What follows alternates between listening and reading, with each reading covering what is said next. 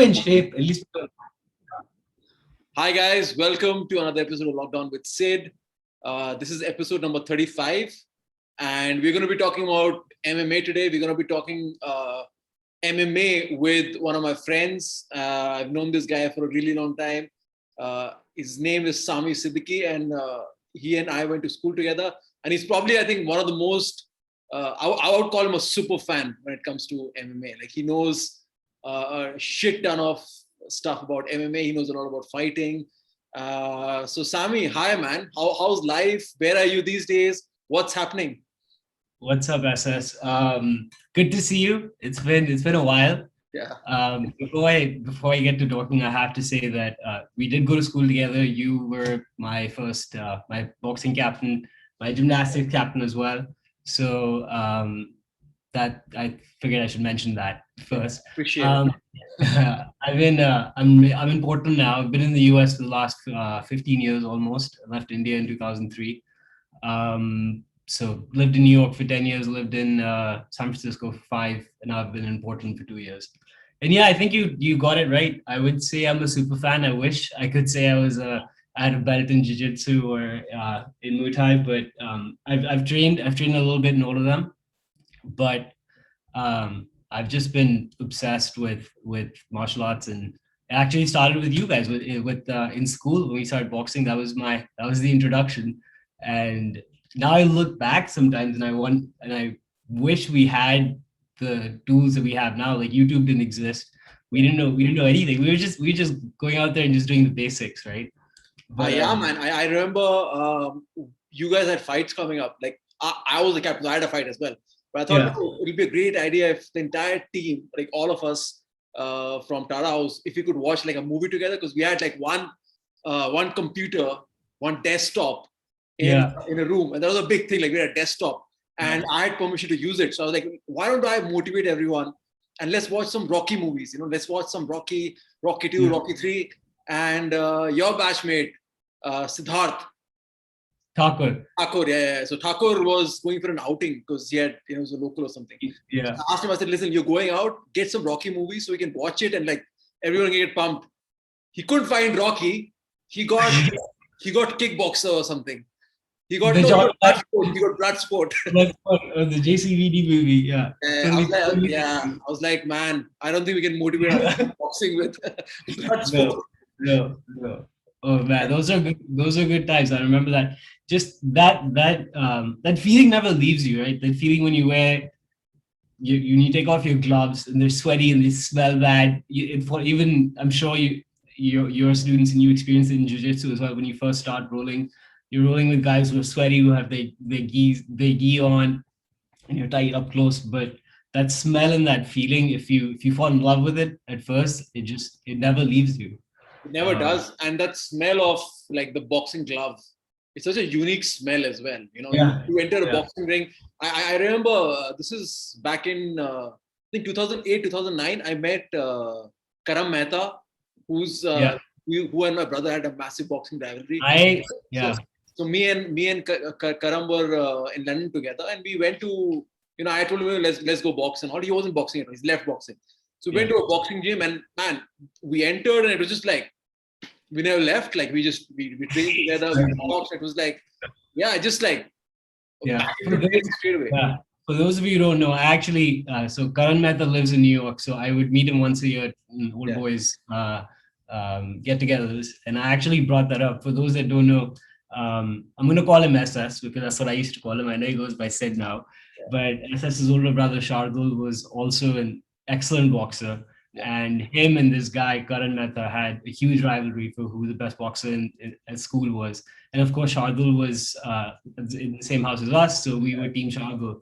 And it was probably one of the most intense moments in my time in school. It might have even been one of the most popular anticipated fights in school's history because the whole campus was split into 2 camps. Shardul was very good. He was very powerful. He was a very skilled boxer, but he was also like pretty wild. He had pretty good chin. He was one of those guys, if I remember correctly. Correct me if I'm wrong, but he would take one to give back to. I remember he used to train with his hand tied behind his back. And, if you remember what Conor did with Eddie Alvarez at UFC 5, when he put both his hands behind his back to invite the guy to punch him. Shardul used to do that. He used to do that in fights. And Karan was a very technical boxer. And they had a really intense fight. And they went to the judges, and the judges gave it to Karan, and everyone just erupted because, at least from No, it wasn't. That didn't happen, bro. So what happened was, it was a very competitive fight. It was a competitive fight. We thought Shardul won, and then he did. No, that didn't happen. So some of us thought Shardul was winning, but the referee sort of gave an 8 count to Shardul, like in the middle of the third. Oh, I remember that. Yeah. He gave him an 8 count. So Shardul, he's taking his 8 count. So he was he's getting his breath back. And the referee saw him take his breath back and he stopped the fight. He said, "No, this guy's too tired." Oh, he stopped. It was a ref. Yeah, it was a technical. Yeah, I remember that. Well, that's so interesting because before we went live, we were talking about how important it is to have people in the ring who know what they're doing. Yeah. And yeah. I remember in my last fight, I was fighting a guy, Ankur Joshi, who was he was quite a bit big. Yeah, he was bigger than me as well. And I was winning the first round. And then I just gassed out completely. And the referee, I remember in the middle of the fight, he goes, and he was an old boy as well. He goes, "That's what happens when you blow your load in the first round." And I go, "Should beat out of me after 2 rounds."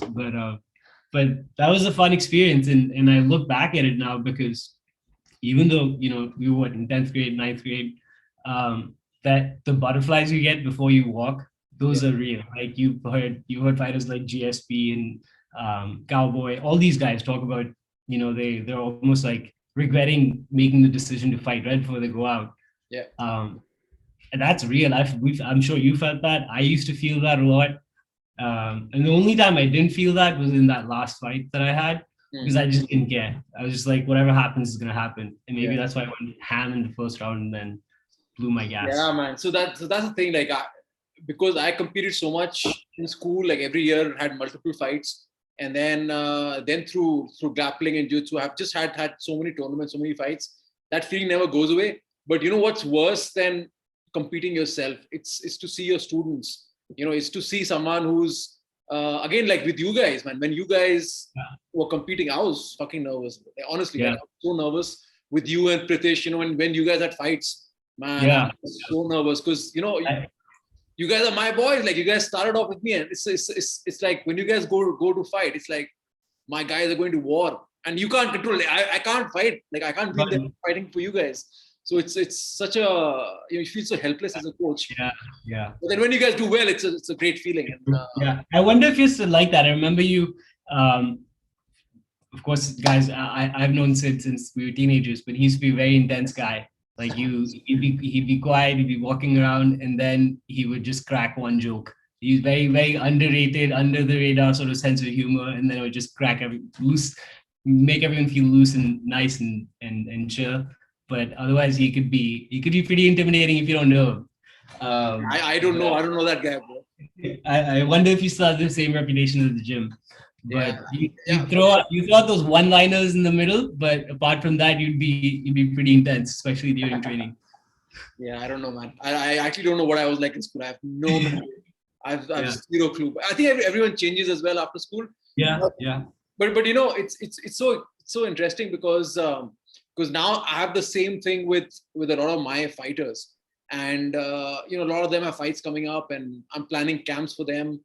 So it's such that butterfly, that feeling of butterflies, that you get. Yeah. It's such a good experience now, all these years later, because you can relate to what the fighter is going through. You can share tips with them. You can tell them how to ease out that anxiety. But that anxiety is real, man. That thing, and until the bell rings, it's you keep feeling it. But for some reason, if you don't care enough, at least that was my experience. I just didn't give a shit what was going to happen. Yeah. And it was a lot easier, but you still feel it. Because anything can happen when you go in the ring. Yeah. But you're talking about coaching your friends or people that are sort of on your team. I don't know if you remember Firaz Zahabi's brother, his second fight in the UFC. It's his younger brother, and he gets viciously KO'd. I don't know if you remember that fight. I think he fought Ricardo Ramos. Yeah. And it was one of the most brutal knockouts I've ever seen in the UFC. Just spinning back elbow, hits him square in the jaw, and the guy he looks like he was convulsing on the floor. So I can only imagine what someone like Firas was going through at the time, and he's and when you have someone so close to you who gets knocked out, who loses, and again, I mean, I've had so many, like, let's talk about school. Like when my brother lost to Karan Mehta. Yeah. Okay, you had a fight the same night or the next day? Yeah. You were fighting Karan Singh. Yeah, I fought Karan Singh the same day. So I actually, like, I had dreams about their fight, like for years and years and years. And I remember, because it's such an impactful thing, like just having like someone who, like your brother. Rivalry had been brewing in school for a couple of years as well. Yeah. So it's good. So that's the thing. And now if you think about the stakes when people are fighting the UFC or at such a high level, to look at the audience, like we had school people watching. We had like 500 kids watching, and these guys have millions and millions and millions of people watching. Yeah. And this sort of brings me to Conor, because I think I read one of your last posts, after Conor's fight. Do you want to talk about what you posted and why you posted it? Like what was the? Yeah, I will. Yeah, I can talk about that. So I've been a Conor super fan since right before he got into the UFC, since he was in the cage. He won the second Cage Warriors belt. And I remember because my MMA fandom started back in 2002. I watched, somehow in India they were showing the Tyson versus Lewis fight, the one that happened in the pyramid in Memphis. And that was the first big fight I watched on TV, and you get those, and I got the butterflies even just watching, because you'd heard of Tyson being this crazy fighter, but I didn't know much about fighting. It was 2002. Tyson was way past his prime by that time. Yeah. But so I've been following MMA that way and boxing that way, and then started on going to Sherdog forums and the underground, and then now it's Reddit. So you hear of these upcoming fighters. So I'd heard about Conor before the UFC signed him, and then of course once the UFC signed him, and he had that amazing debut against Marcus Brimage where he knocked him out in under a minute or something. And then just learning about his story of him being a plumber's apprentice and getting kicked out of the gym and going back. And then there's some footage where he's actually predicting what he's going to do. He wants to be in the UFC. He wants to be a double-weight champ. And for a long time, all of his predictions would come true, right? So you continuously get emotionally invested in this guy, and you start to believe that what he's saying is, he was one of those guys who just felt like he was really truly obsessed with it. A lot of fighters, they come up through gyms, etc. It's a very militarized sort of way to join the sport. But Conor had this, of course, he's very charismatic as well, and he talked about all that. So I was heavily invested in Conor, and then the way he knocked out Jose Aldo, right? He called it the day before. He said it in an interview. He's like, he's gonna walk him into empty space, and in this footage of him practicing exactly that shot, pulling back, and countering the left, right. So I believe so. And then his story and everything, he was a very inspiring guy for me. So I followed him throughout his career. I've even, this is gonna sound ridiculous, but after he had the dolly incident where he threw the dolly at Khabib's truck, I was in Brooklyn. I was living maybe 10 minutes away from where that happened.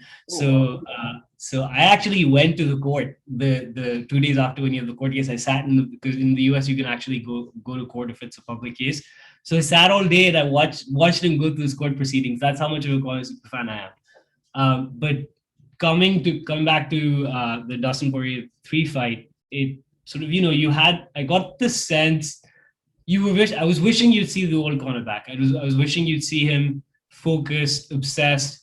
This one line that he had back in the day in a different documentary, you can find it on Daily Motion. It's a RTE, which is an Irish channel. They did a 6-part series on it.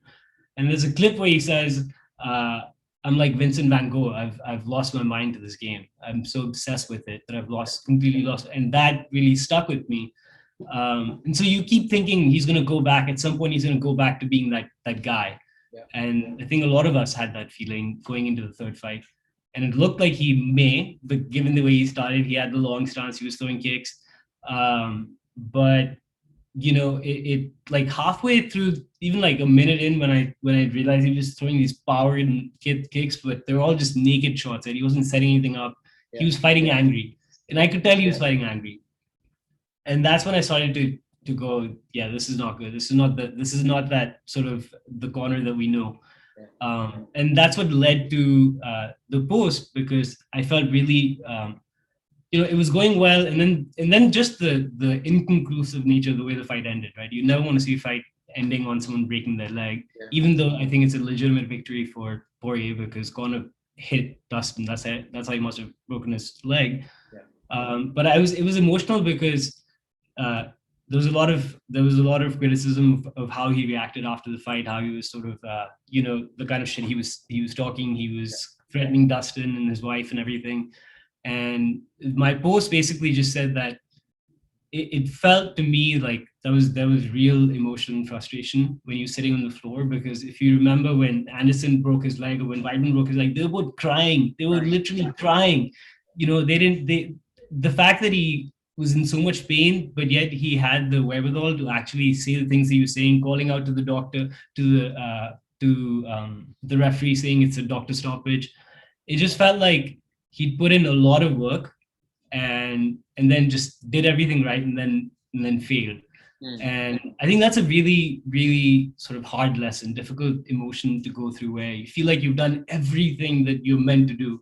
And then it just doesn't go your way, right? You take care of every little detail.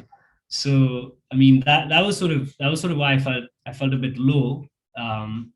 But a few days removed now, and having thought about it, I feel like he had it coming. And I feel like if you think about his inactivity, if you think about the way he runs his camp, the kind of things that they're saying now, even in the second fight, I just felt like he didn't have a plan B or C when plan A didn't work. And it felt the same thing here as well. So in retrospect now, I mean, how I still feel that in that moment after he lost, those emotions were real and they're justified when you work so hard at something and then you break your leg, which at the time feels like it's out of your control. It's not something that you did, it just happened. But I think he had it coming. I think we've seen the best of Conor. I think it's not going to be I think it would be foolish to expect him to go back to being who he used to be. Yeah, I have a few thoughts with that. I've got so I feel like he's one of those. He's a timing based fighter. He wants to pick his spots. He wants to make you make a mistake. He wants to sort of anticipate what his opponent is going to do and then counter that. That's what he did with Jose Aldo. So that's sort of, he's a timing based fighter. He's got power, obviously. He's got knockout power, but more than the power, he's got the timing. He can land that perfect shot, which doesn't necessarily have to be that strong, but it's like Anderson in his prime. He could. What Conor said after the Aldo fight: timing beats power, precision beats speed. Right? That was his thing. So that's what Conor is. And then for him to be so angry or so aggressive, then he's no longer searching for that perfect timed shot. Then he's just aggressive and he's moving forward and he's throwing kicks. And again, like you said, not setting up the kicks, just throwing them. So I think that was probably a mistake, because again he must have worked really hard. Like he must have trained really hard, and I think what he must have thought is, I have enough cardio for days. That's probably what he must have thought. Enough cardio. So this time I'm just gonna go like balls to the walls. But then unfortunately, and then the fight ends that way when you work so hard and you're like, I've got my cardio on point. I've been training kicking. I've done everything. I've ticked all the boxes. So that was but don't you think that he's still as good as he was, but the skill level in overall MMA has gone up so much since his initial run in featherweight that he's not ahead of the pack anymore. He's in the middle of the pack. I think few things, man. First is obviously when he came in at 145, I think at 145 he was absolutely unstoppable. He had a size advantage. He had he had the power. He had all of that. Once he moved up to 155, all of a sudden it's a different ball game. Those guys are much, much, much bigger. The frame is much bigger. They're heavier. They're stronger. They can take a hit as well. Yeah. So that's an issue that he had at 155. All of a sudden, it's you're carrying you. If someone takes you down, he's grappling with you, you're carrying that weight on you. You know, the additional 10, 15 pounds. That when you are in a clinch, you're carrying his weight, and then when you break the clinch, now you got to strike, and now you got lactic acid that's built up because you've been carrying that weight. So the whole thing is it's not different ball altogether. That was what GSP's game plan was. Used to be a lot of times. It's just push and tire out you. That's what he did to BJ Penn in the second fight. Is he would just make people tired and build up, just lay on them along the cage.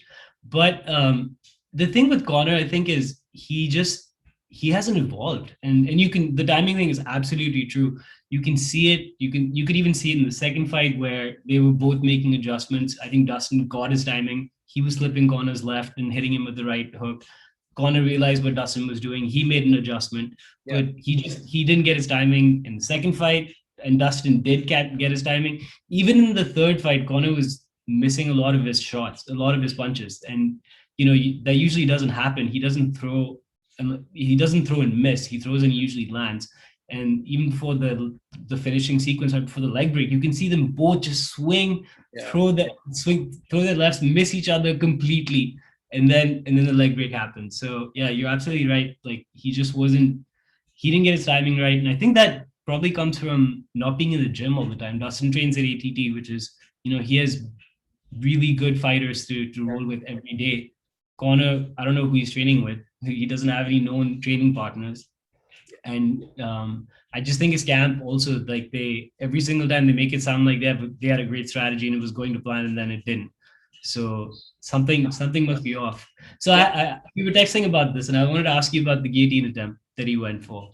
Man. What are your thoughts on that? The thing is, Conor's got such. I think even at 155, even at 170, I think Conor's got something in his striking which nobody else has. He has the timing. He has the movement which I'd say he used to. He doesn't anymore. He's still unique. He's still unique in the way he approaches it. People have studied him, like, because he's been such an influential fighter. The sport catches up to you, obviously. So that's what happened. But the guillotine, man, the thing is, it was there. The guillotine was there. But it's not Conor's A game. No matter how much grappling he has done for this camp, it's not something that comes to him innately. He's not a jiu-jitsu guy at the heart of hearts. You look at fighters like Frank Mir or again, they are going to go to grappling irrespective of what's happening in the fight.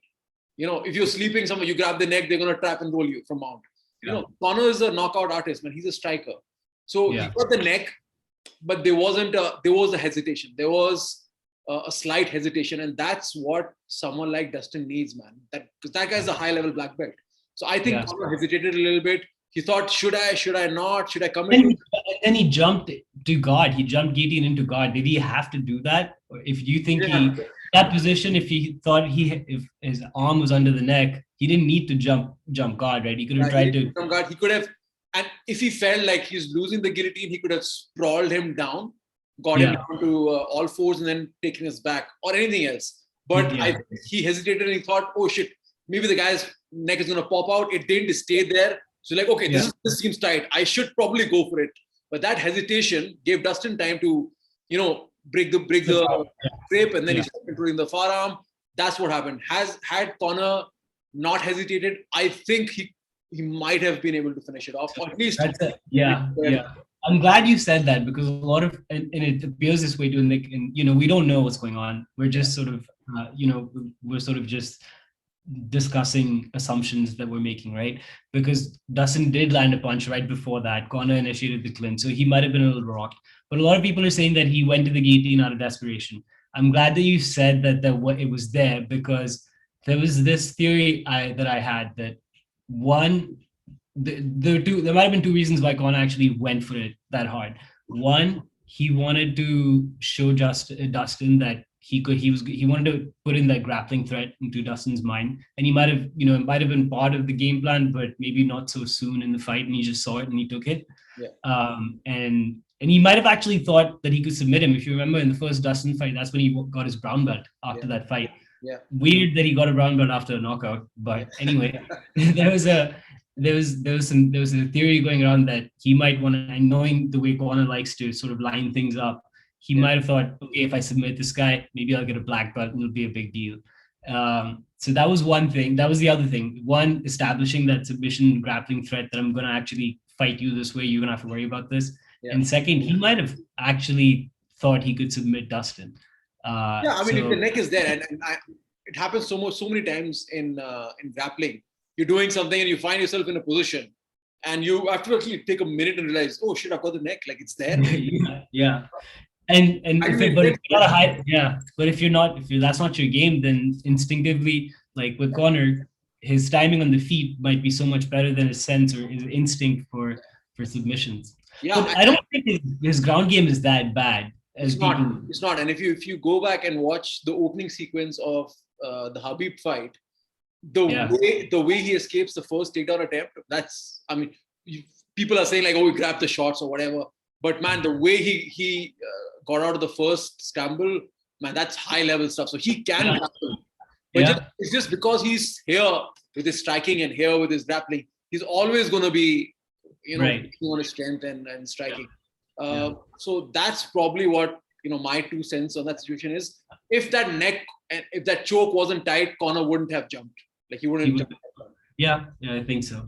But yeah, coming back to my fandom of Conor, I think I've sort of, after this fight, I realized that I have to emotionally separate because going in, every fight's a unique event, styles make fights, etc. So I wasn't like fully expecting Conor to win. I sort of knew it was a 50-50 fight, but you kind of want him to win. And then when that happens, you feel it's almost like an adrenaline dump for myself as well.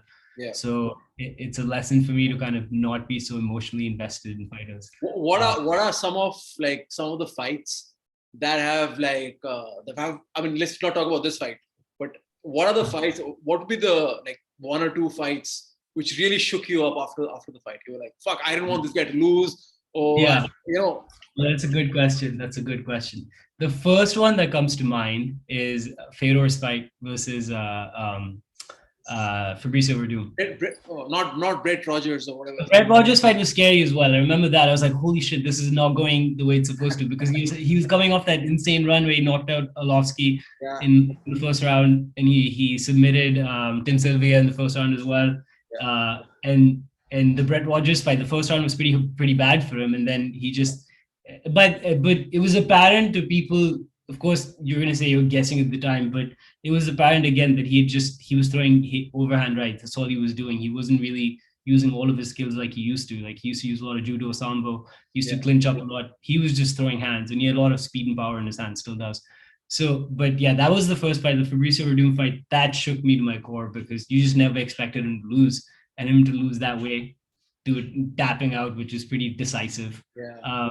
And the other one was Rampage versus Silva 3. That was UFC 92, I want to say. Yeah. Because I used to watch a lot of Pride, right? I started watching with MMA with Pride, not with UFC. So I'd seen Silva absolutely destroyed Rampage twice. Shogun did the same thing to Rampage with his knees.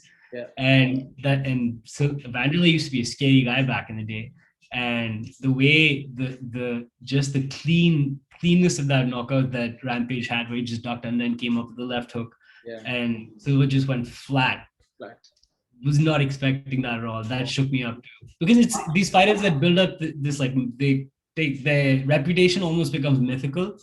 And that plays into it too. And that's I can say the same thing with Anderson and Weidman 1, where that was a huge shocker too. Yeah, but yeah, that one shook me up. But it was we also knew that Anderson was like fucking around. Like he wasn't. But that made it worse, because he was like, is he fucking around? Did he actually get knocked out? And he got knocked out with, it was the double jab, or I think double hook that he threw. It was the second shot that got him. Half hook, half jab. Yeah. And I worry about that with Adesanya now, because he does the same thing. He does a lot of trunk and head movement. And at some point, he's not going to have anywhere else to go, and someone's going to close the distance and touch him. Is that what happened to Michael Venom Page as well? Was he fucking around as well, or was it something? No, he was doing pretty well. I know he got knocked out by a knee, right? It was a knee. It was a knee. No, it was an uppercut or a knee. It was one of those two. I mean, I guess when you play that game, I think as fans, we get more invested in that style because it's so much fun to watch, and it's almost like a high wire act that they're doing. Yeah. But these guys know these guys know the game that they're playing, and sometimes they do it even more when it's not working. So Anderson used to clown around a lot, and it used to work, and when it stopped working, he kept doing it more and more and more. That's what Michael Venom Page does too. Even if you remember this boxer Prince Naseem Hamed, he was awesome. He was awesome, and I watched a breakdown of him recently as well. And he was like, if you think Conor plays or Anderson plays around, this guy would. He was the first guy. Like he was the first guy. Well, no, Ali was the first guy. Let's give him credit where it's due. But they're doing it for a reason. They're doing it to draw the reaction. They've practiced all of these moves in the ring, so they know if they dance around, his opponent's head is going to be here, so they'll switch positions and set them up for the shot. But they also know that they can get knocked out anytime. Okay, so I'll ask you the same question. What are some fights where they shook you up to the core? Yeah, I think for me, believe it or not, it was Forrest Griffin versus Anderson Silva. Because because Anderson was moving up a weight class, and Forrest Griffin was on a tear. Like he was a cardio machine. He had just beaten. I think he'd beaten people like Rampage, and he had lost to Rashad, but he was on his way back. He lost the belt to Rashad in the same night that the Silva Rampage fight happened. Same night. And we saw the countdown, and fucking Forrest was like pumped, and he was in the best shape of his life. I'm like, man, finally we could have someone who's going to give Silva a run for his money. Yeah. Did not. Forrest ran out of the cage after that, but he didn't do the interview. He got knocked out. And he said in his interview later on that it's the first fight where he gave up on himself. When he missed those shots, he himself quit. He was like, man, this guy is... No way I can touch this guy. Yeah. And that must be hard. And I feel like that's the case with Adesanya now, because someone was, online we were discussing that why don't people just shoot in? Why was Vittori so hesitant to go in for the shot? Why did he keep spamming the same thing? And I sort of made the analogy that, and I'm sure it felt the same way when people were fighting Silva with Adesanya too. It must feel like you're walking through fire of AK-47s because you don't know which direction Adesanya is going to move in. He's going right, he's going left. He can throw a kick from any angle. He can throw a front. He can throw a lead kick. Doesn't have to be rare, which is really hard to do. So it must feel like you're walking through. You have to avoid so many different shots just to get close. Yeah, and that's probably what happened with Forrest. He was like, there's no way I'm getting close. He missed so many shots, and then it's you get demoralized, man. You're in a fight, and it's like you're playing a player who's a few levels above you. So it's like when I was a purple belt and I would roll with black belts, I was gonna do my main sequence. That's my main sequence, hits, kill everyone, and then I rolled with this Marcelo Garcia black belt, and he almost knew what I was gonna do before I did it. And then that sequence, everything I did, he could just counter it.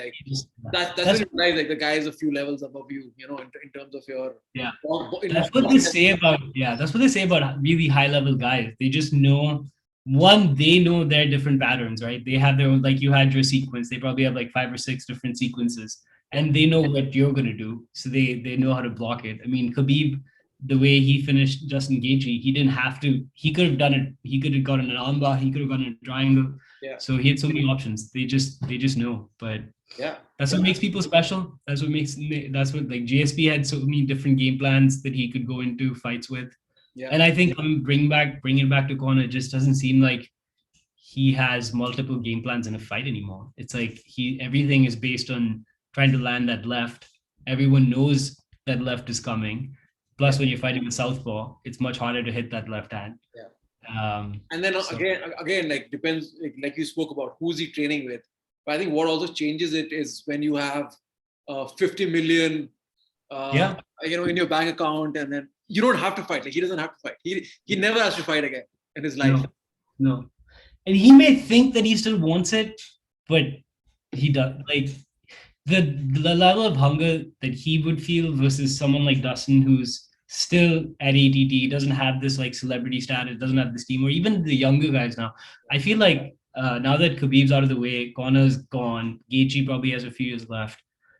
there's going to be a huge turnover in that 155 division. Like Islam's fighting this weekend. He's supposedly as good as Khabib is. Yeah, very different in terms of his skills. I mean, he obviously wrestling based, but very different. Like he's got some crazy trips that he does, like inside trips and wrestling moves, which are very different from Khabib. But yeah, so like okay, let's move on because we've been talking about Conor a lot. Yeah. Okay, let's talk about because I give homework to a lot of my students. I'm always telling them, study this guy for this thing, study this guy for this thing, so they can almost mold their fighting style based around their body type and some fighter who's got a similar body type and similar skill set. So who would you say are a few fighters, maybe from today, maybe from yesteryears, who fight, present fighters, Indian fighters could look at, probably study, bits from, for some of the fighters? And I wouldn't ask for like 10 people, but just a couple of things that you think would be interesting for fighters. I mean, I think as a coach, I think you know this. The first thing to identify is what is your style, right? Are you a ground fighter or are you a kickboxer? What's your sort of forte? If you are a kickboxer, if you're a kickboxing based fighter, I would say Ernesto Hoost, who's a K-pop legend, amazing kickboxer. Even with all these leg kicks, this new trend of leg kicks, he used to throw leg kicks a lot in all of his fights. So for kickboxing, Ernesto Hoost would be an awesome guy to watch. And just to see how he sets things up. One thing that stuck with me over the last week as I was listening to people was he said, I threw a lot of kicks, but I never threw a kick without, I did a lot of work before throwing the kick. The other guy's foot had to be planted so that I could land right where I wanted to. Otherwise, what happened to Conor happens all the time. So he would be one guy. I think GSP is probably like the most perfect fighter that we've seen, given that he didn't have the natural skills that a John Jones did, or the natural sort of the body type that John Jones did.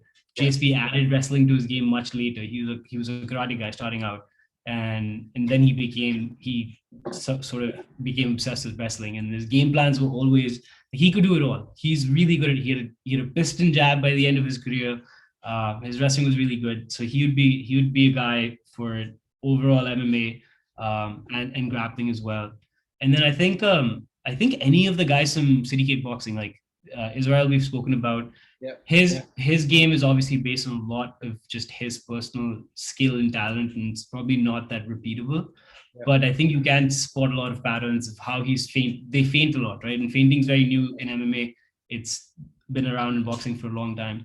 So I think Adesanya would be an awesome guy to watch as well. Any of those city kickboxing guys, they just fight differently. They use a lot of feints. Very different. Because I remember when I went to Thailand to train Muay Thai, one of the things, because in boxing, I used to do a lot of head movement. And then when I went to Thailand and I was training with the Thais, they were like, don't do that shit. Stop that shit right now. Stop bobbing and weaving right now, because I'm going to roundhouse you in the head while you're going in one direction. So Muay Thai, they specifically tell you to not move your head and keep your hands up high, So it's so weird because now it's an MMA. So in MMA, we can't have our hands up because then you get taken down. So you've got to almost make a hybrid style for yourself in MMA. Yeah, and I think you just have to know your own skill set, right? Know what you're good at. If you have good time, if you have good reflexes, if you can fight with your hands down confidently, you can. I know first thing they teach in a boxing class is keep your hands up, but that's a novice thing. That's not like that is not a rule that a lot of high level boxers would always follow. So you have to know the foundations, but like GSP, Adesanya, any of these guys, they have great game planning. I mean, I think Damien Maya for jiu-jitsu is awesome as well to watch. The way he has, once he gets a hold of you, it's really, he has all these different ways directions that he can take, that he can move to get you to do what he wants you to do. So I mean, I know some of these names are pretty obvious, but when you're looking at the best guys, I mean, those are the best ones. But Charles Oliveira is another one who's upped his game so much. He was only a grappler, and now his striking is really good too. So someone who's probably mixed up his game, all facets of the game. And he'd probably be fighting Dustin next. I think so, yeah. He's got a piston jab now as well, and he has that looseness in his striking that he always did with his grappling. He always goes for submissions. He doesn't really hold position that much, which is a dangerous game. And he's been submitted himself a few times doing that. But yeah, let me ask you something. In India, is it pretty easy to watch UFC on a regular basis? Like, Yeah, is the fan base growing? it's very easy. All our pay-per-views are for free, man. They Oh, give us, nice. the only Awesome. issue is it's 7 in the morning on a Yeah. Sunday. On a Sunday. So Yeah. Sunday is the one day you can sleep in, but not really. Because if you have a UFC card, wake up at 7. Every And if you're going to watch prelims, wake up at 5 in the morning. Jesus. Yeah. Yeah. But But it's that's good. At least it's free. That's awesome. That's how I became. That's how my fandom grew, because I'd watch you. I'd see UFC on Spike TV here all the time. I didn't really watch Ultimate Fighter that much, but they'd always have these like compilations of top 50 knockouts or best submissions.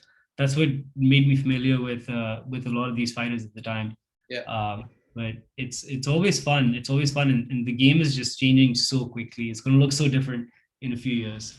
Yeah, now if we go back and we watch fights from even 10 years ago, you see how much the fighters have evolved, man. It's a completely different sport in terms of styles, in terms of footwork, in terms of they're no pure strikers anymore, and they're no pure grapplers anymore. Everybody's good at everything. These are the new guys.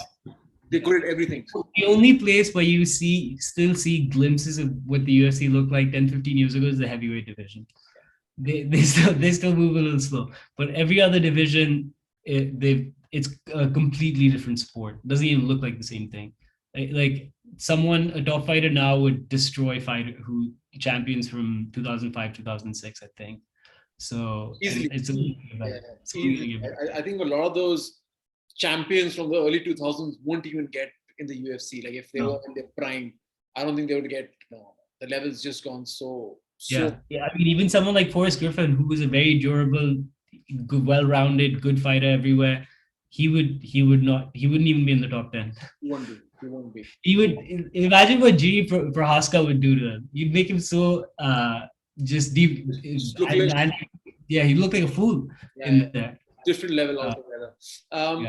So how, like you mentioned about Pride, are there any fights from Pride that you'll recommend some of these guys to watch?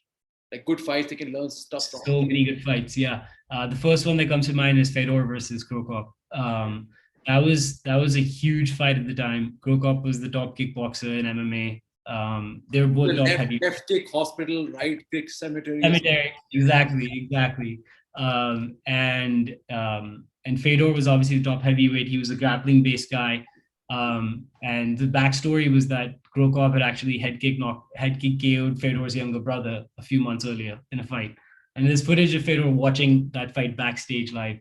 So there was a huge build-up. And Fedor, to his credit, he fought almost the entire fight standing. He didn't take it to the ground. He didn't clinch. He didn't use any judo trips.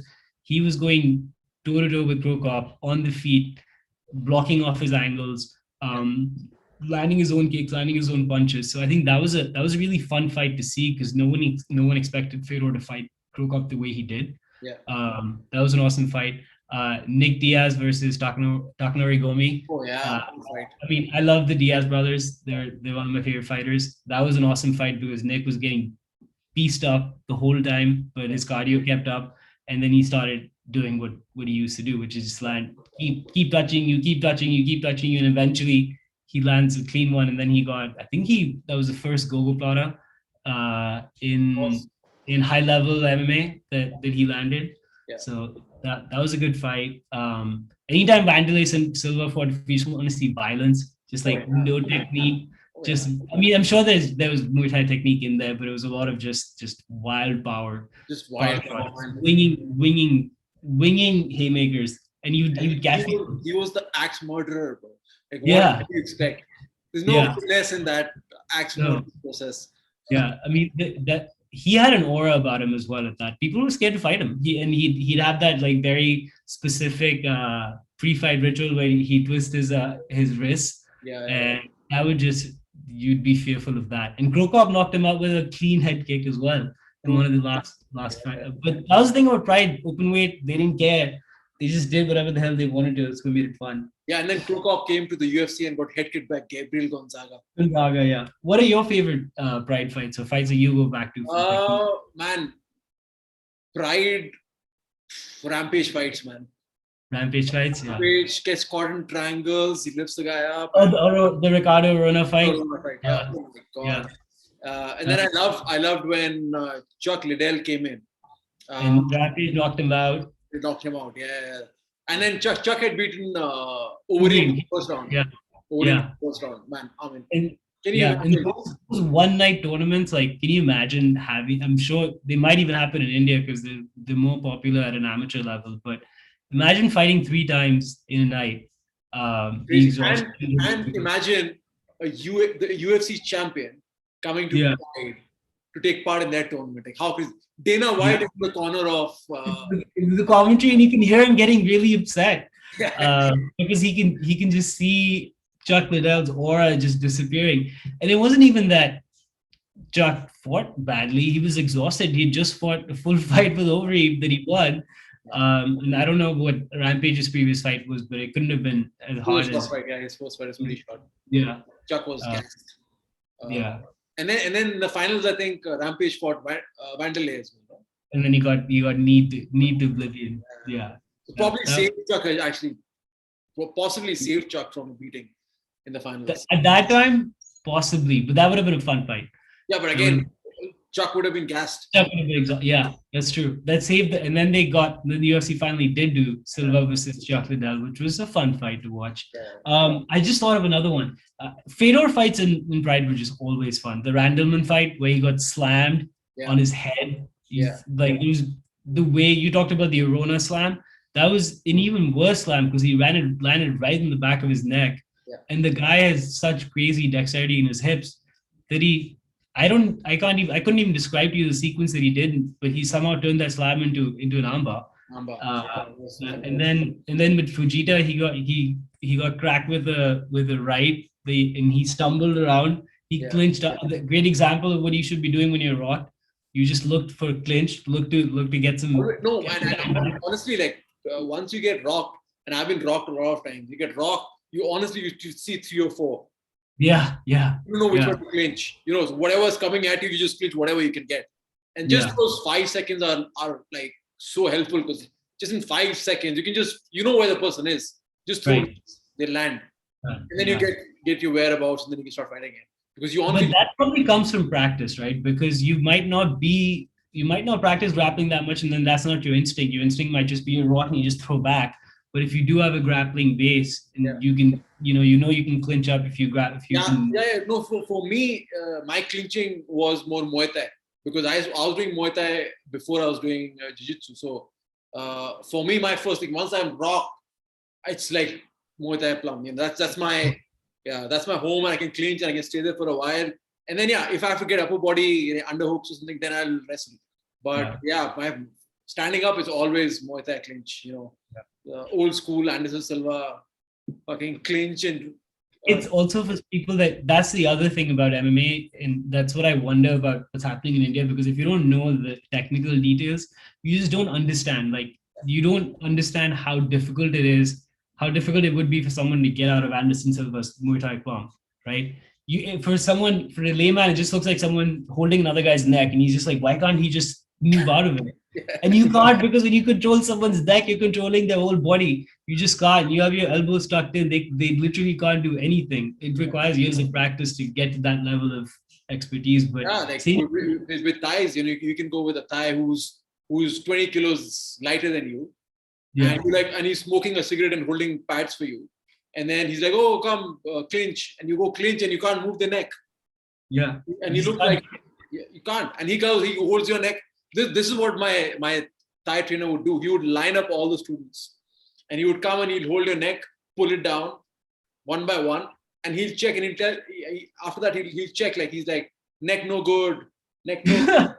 You fighter. You neck no good. He'll just go through 10 and he'll just tell you who's a fighter, who's not. Just with that. That's amazing. That's like years of practice. But that was one thing that helped, that increased my MMA fandom, was I didn't know anything about the ground game before when I first started watching. I did take some jiu-jitsu classes afterwards. And what I learned was I had a basic understanding. I knew what it meant to be in half guard. I knew what side mount was. I knew I knew when someone was going up for a triangle, full close guard, open guard, etc. So it became more fun for me to watch the ground game when I knew it was validating because Joe Rogan still does this, but he would do it in the early days as well, where he would describe what the moves that they were doing and what the other guy should do next. And if I could guess in my head what was going on, and Rogan would say it, be like, "Oh, yeah, okay, he's in side control. He looks like he's throwing up a triangle. Oh, he's in half guard." That was just fun. I was like, okay, now actually I'm understanding what's going on.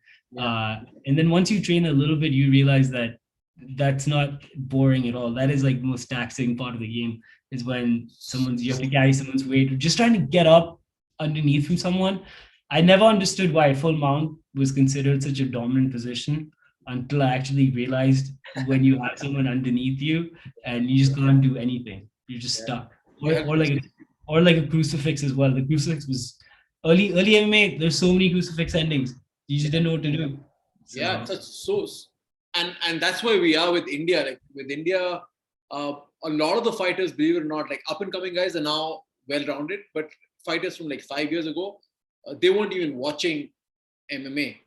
They were from wushu, or they were boxers or kickboxers or whatever.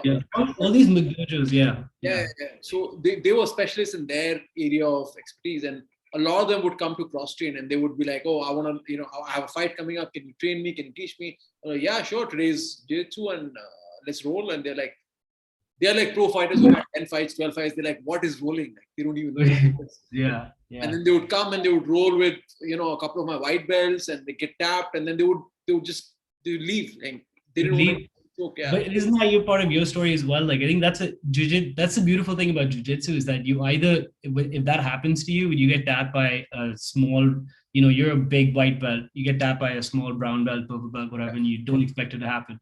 You either are so amazed that you want to learn it, or you're so embarrassed and you go away and you never come back. So I think that's, for me, it was taking my first leg kick. So I actually used to train Muay Thai at the same gym as Angela Hill in New York. So I've actually been kicked by her. That's my claim to fame. And she's a 115-pound fighter, right? But she's all bone. She's like she's shredded. You take one kick and you're just like, I don't want to feel this way. And you watch the fights, and they're just like, even Conor or whatever, any fight now, they're just landing kicks, they're spamming kicks. And what you don't realize as a spectator is how difficult it is. It looks easy, but it's hard just to even take a kick, and it hurts the kicker as well. So I think it's important for a lot of people to give it a go to the gym. Like I said, like I'm a white belt in jiu-jitsu. I've trained in Muay Thai enough to know what it feels like to be hit, know the basic techniques. Same thing with boxing as well. But it makes the sport so much more fun when you've actually experienced it for yourself. Even just trying it out it makes the whole experience a lot of fun, and there's so much science behind it too. I wanted to talk to you about Muhammad Ali, and we didn't even get to that. Probably next time. Next time. But yeah, just coming back to that training point, I think also, like any of the good gyms, like if you go to any of the top, not even top, like just good academies near where you live, if they are a good academy, if they have a big bunch training there, they usually have a very good environment. So when you go there, like people go there expecting like, oh, it's going to be a war, someone's going to beat me up. Actually, yeah, they'll choke you, they'll tap you, but they won't hurt you, and then they'll look after you. And once you train with them for a while, they'll look after you, and it just becomes like a community. It becomes it's fun. It's fun. It's fun. That's the beauty of it. It's like this small niche thing that a few people are very, very passionate about, and there's a lot of respect, there's a lot of honor that goes into what you're saying. Like if it's a completely ridiculous gym, which is rarely the case, you go in, you're going to be, they're going to show you the techniques because they want you to learn how everything that goes in, and to learn how dangerous the particular martial art is. But they'll take care of you, and there's always white belt classes. There's the pro teams are separate, so they bring people along. They're not going to throw it would have to be a really awful gym where they throw you in with the pros. And white belts are the reason why most academies are running. Because Yeah. white Yeah. belts are the ones that pay the fees. Like Yeah, black belts are not paying fees. no, no. In fact, you probably have to support the black belts, right? Exactly. But it's a lot of fun, and just knowing that even if you train lightly, you're not like an intense trainer. You're going 6 days a week. You go 3 4 days a week, 3 That's days a enough. week. Years, just knowing, just having the knowing that you can defend yourself if you ever find yourself in a rough situation, that gives you a lot of confidence. Although I'd say the first rule of street fighting is don't get into a street fight to begin with, because you just never know what's going to happen. But just having that feeling that if something does go wrong, at least you will be able to defend yourself a little bit. That gives you a little bit of confidence as well. So yeah, I enjoyed, and I was really looking forward to getting back into jiu-jitsu when I moved to Portland, because in New York the memberships are so expensive. Really If you expensive. Yeah. Enzo's gym or Marcelo's gym or Crew Nurse's Muay Thai gym, $250 $300 a month. Uh, just that's just basic, right? So Portland's a bit cheaper. So I was hoping to join a few gyms, but then COVID happened. So Yeah. What's the scene now? Have the gyms opened up? Have you guys already? yeah, they have, at least in Portland, they've in New York as well. They've opened things up. A lot of large percentage of the population is vaccinated now. You don't have to wear masks if you're outside if you're vaccinated. So it's getting better, but I'm still not comfortable going enrolling people if I don't know if they're vaccinated or not. So I've just been, I try to stay fit at least. I hated running in school when I used cross country season. I would actually, when everyone would go out, we for those that don't know, when we ran cross country, we'd actually leave campus because the campus wasn't big enough. Yeah. And I would go to the side and just hide until everyone came back because I hated running so much. But I picked up running last year here because that was the only thing I could do. And it's a lot of fun. I could see my body transform. And that's one of the things I want to talk to you about as well. We were talking about our age. The older you get, your testosterone levels will start to go down. That's just how nature works. Yeah. So I think when you hit your early 30s, mid 30s, it's really important, if you haven't been working out, really important to actually do it now so that your body still has that muscle memory. The muscle memory never goes away. Like even from my days as a gymnast, and I'm sure you felt this too. A lot of times if you put in a few hours of flexibility a day, your body just remembers things. It comes back. So that's why I just felt like I had to start running. I had to start lifting weights and doing that stuff again, because it would be too late otherwise. So I've just been keeping in shape. So when you're running, are you running with music or are you running without music? But I listen to a lot of podcasts when I'm running. So that's when I catch up on all the MMA podcasts. Okay. I used to listen to DC and Halwani, but now I used to listen to a lot more of those like storyline narrative based podcasts. I like fight technique podcasts a lot more now. So like Robin Black on YouTube is really good. He talks a lot about the psychology behind the fight, more than like, he's very good technically as well, but so he talks a lot about psychology. There is Heavy Hands is another good one. Luke Thomas is very good with his analysis.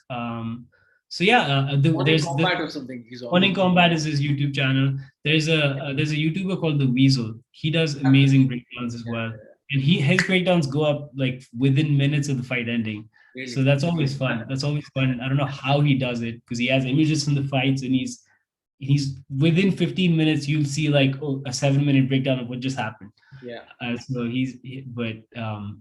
just, for me, it's more fun to understand what's going on in the fight than the trash talk before. I used to be about that, but now it's the technique getting so much more interesting that I think I'm at a point where I've just gotten like numb to it now. Like I was so into it, and now I'm so into it. Like it's, for me now, it's work.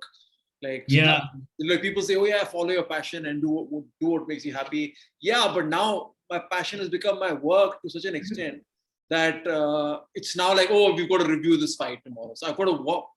It's very few times that I wake up and say, fuck, I want to watch that fight tomorrow. It's often like, oh, I'm going to watch that Misha Tate fight tomorrow. You know Why would you watch a Misha Gate fight to begin with? Just watch the good ones. But no, I know what you mean. I know what you mean. So when you are rewatching fights rather, when you're reviewing fights, do you do it on your own first? Do you prefer to actually just watch it in silence and try to figure out what you're seeing in the fight? Or do you regularly sort of follow some analysts out there who break down No, fights? man, none whatsoever. Because I think there's a tendency of them to influence what you are seeing. So, like same thing with the guillotine. You know, when Conor was, nobody spoke about that. The head was right there, the neck was Yeah. right there, and the reason why Conor jumped is because he felt something. He felt the neck. He probably, and when he's squeezing someone, you hear, you know, when you Yeah. hear that, you know it's right. You know, but no one spoke about it. So No one spoke. That's why I wanted to ask you. Yeah, no one spoke about that. so Yeah. that's why a lot of the times when I'm watching the fight, I actually mute the fight.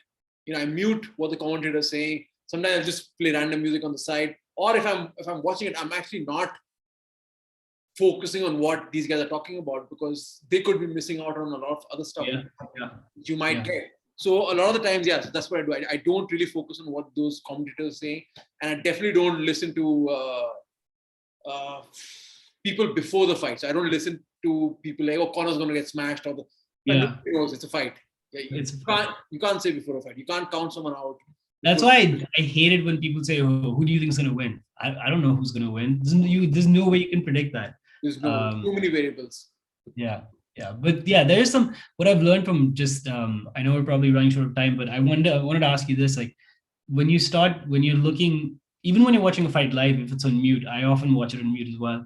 The things you start looking for, like foot positioning, who's got the center of the cage. I remember in boxing, like just taking the center was such a huge thing, and just watching it live, you don't understand how much of a mental it takes balls to go into the middle of the ring or the cage and say, I'm going to take the center.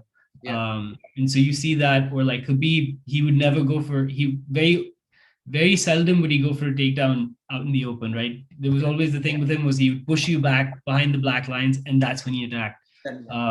So those are some of the things that I once you start understanding the technicalities of the fight, that's what you start watching for. Who's getting outside leg position? Who's dipping his head? Which way is he dipping his head? I mean, is he going to get caught with an uppercut? And you also start to see like who's landing the same shot over and over again. If the right click is landing, it's landing again. Oh, the left hook is landed. Oh, it's landing again. You realize that something is off. Like why is it happening all the time? You start to see exactly. And that's the thing. A lot of fighters say, you think you have a game plan going in. You may have a game plan, but something might happen in the fight and you might feel it working, and then you just keep doing it, and then you adapt your game plan as the fight goes on.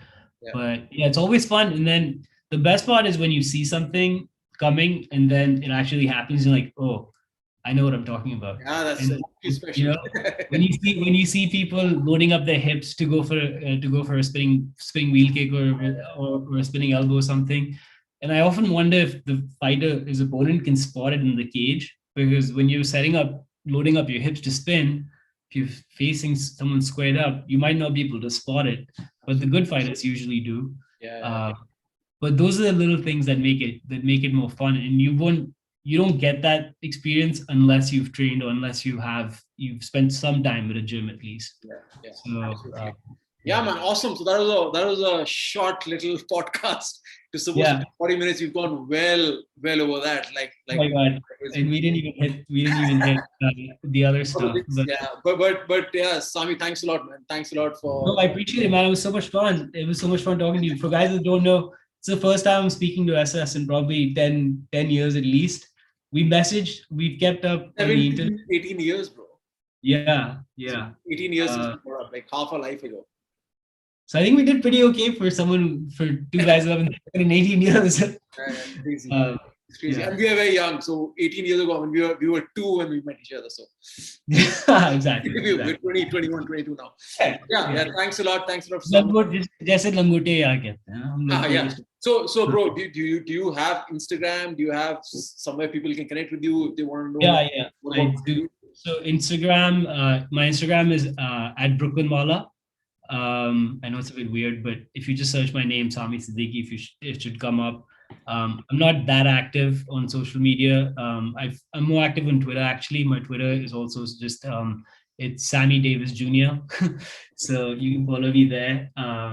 But yeah, I mean, Twitter for MMA is really fun too on fight night. By the way, I follow. I'm on Twitter during the fights as the fights are going on. That's a lot of fun. So if you follow me there, it's at Sammy Davis Jr. But hopefully we get to do this again. For sure, So, we'll do it again. We'll do it whenever Conor's back for his next fight. no, we'll do it before I'm done. I'm over Conor. I'm over Conor. I can't get my heart broken that many times.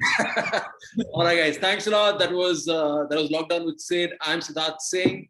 You can follow me on @CFC Sid, and we'll see you soon. We'll be back, and we'll be back with Saami soon as well. So thanks a lot, guys. Hope you enjoyed the episode. Thanks, and see you. Yeah, thanks for having me, Sid.